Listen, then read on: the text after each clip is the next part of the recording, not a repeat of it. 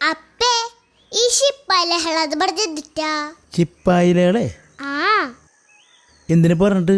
അല്ല, അറിവ് കിട്ടരുത് നല്ലതല്ലേ ഇത് വിചാരിച്ചിട്ടാ. അങ്ങനെയാണെങ്കിൽ ഞാൻ എൻ്റെ സ്കൂൾ ജീവിതത്തിലേക്ക് വീണ്ടും സഞ്ചരിക്കേണ്ടി വരും. അങ്ങോട്ട് സഞ്ചരിക്ക്, അതിന് പ്രത്യേകിച്ച് കാശ് ചെലവില്ലല്ലോ.